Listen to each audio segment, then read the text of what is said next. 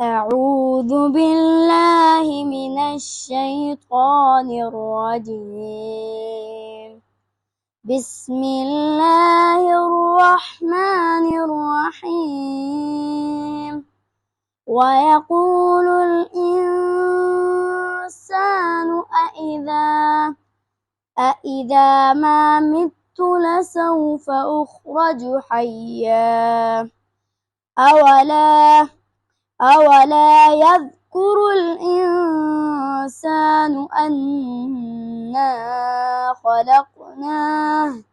خلقناه من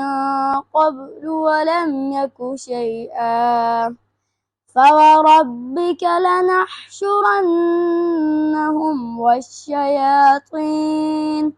والشياطين ثم لنحضرنهم حول جهنم جثيا ثم لننزعن من كل شيعة أيهم أشد على الرحمن عتيا ثم لنحن أعلم بالذين هم أولى بها صليا وإن منكم إلا واردها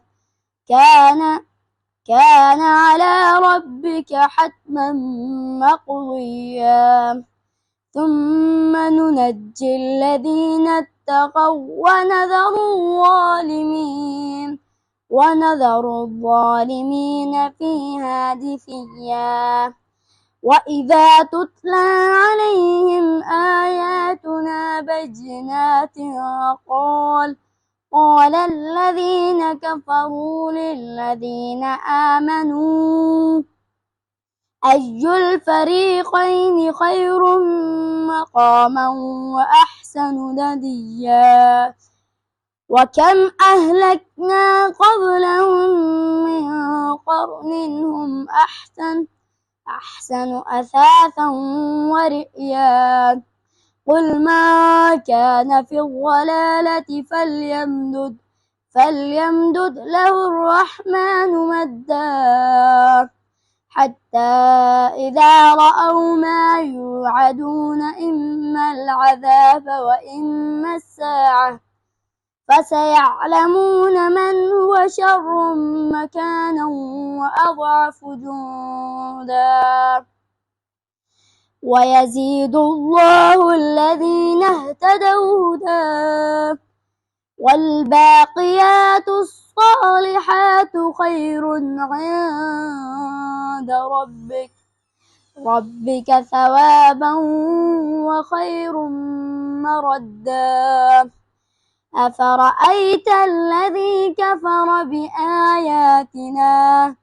بآياتنا وقال لأوتين مالا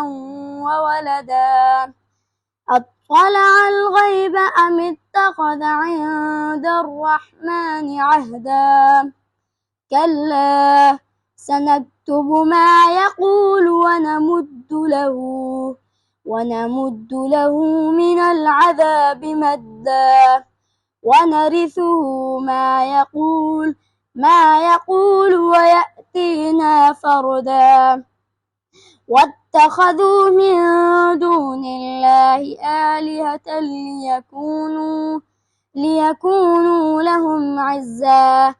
كلا سيكفرون بعبادتهم ويكونون عليهم ضدا